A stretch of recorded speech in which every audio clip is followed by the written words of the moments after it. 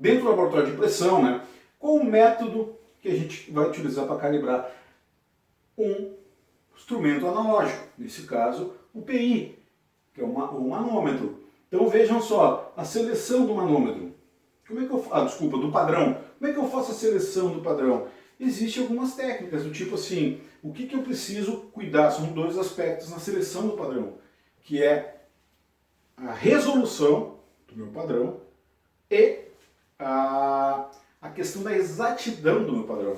Então, na questão de exatidão, geralmente eu pego um instrumento que seja 4 vezes melhor. Então, se eu tenho um instrumento a ser calibrado, esse instrumento analógico, que ele seja 1% da exatidão dele, o meu instrumento padrão, que é esse digital aqui, ele passa a ser, então, 0,25% da exatidão.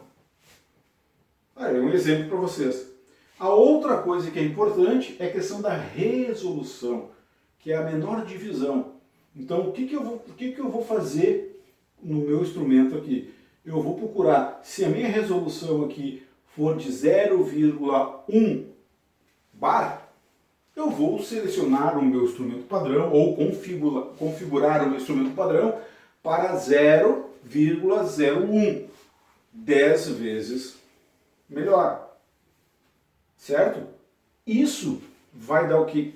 Credibilidade, vai dar qualidade na hora de interpretar os valores. E isso está em norma. Né? E a norma ISO 17025, ela, quando faz a avaliação, faz as auditorias, o auditor normalmente observa esse tipo de coisa. Então, o que acontece? Baseado nisso, eu queria compartilhar com vocês a questão, esse instrumento padrão, por ser um instrumento que tem mais resolução, o que eu vou fazer? Eu vou fixar o valor da pressão no meu dispositivo de pressão, que seria aqui no caso uma bomba comparativa, no meu instrumento analógico. E vou deixar a leitura, para registrar num formulário, a leitura que eu enxergar no instrumento padrão, porque ali eu tenho mais resolução. Se eu tenho 0,1 bar, no meu padrão eu vou ter 0,01 bar. Então fica mais confiável e eu tenho uma medida melhor. Certo?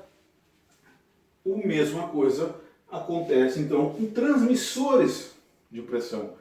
Só que aqui a diferença é que o que eu vou gerar? Bom, vou gerar pressão, posso usar a mesma bomba comparativa. O que eu preciso então saber? Saber o que é a minha entrada e o que é a minha saída.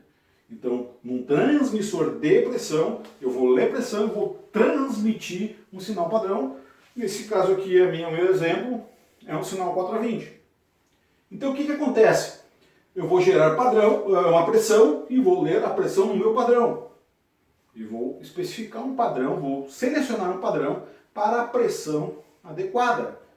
E vou monitorar a saída do meu instrumento com um amperímetro, que pode ser o próprio padrão, se ele tem essa disponibilidade, ou um multímetro ligado a uma fonte em série com o instrumento.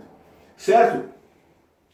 E aí o que acontece? Eu gero o valor em pressão e leio o resultado em corrente. E gero meus valores então em corrente, miliamperes, que é o valor em corrente dada, digamos, utilizada dentro da instrumentação.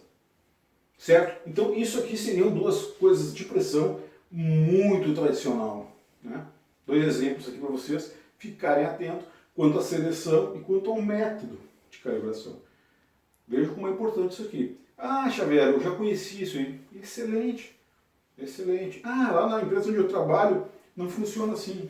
Tudo bem, cada empresa vai ter a sua metodologia. Mas aqui o que eu estou passando para vocês são metodologias que são utilizadas em laboratórios, digamos, acreditados pelo Inmetro, que são laboratórios RBC, Rede Brasileira de Calibração.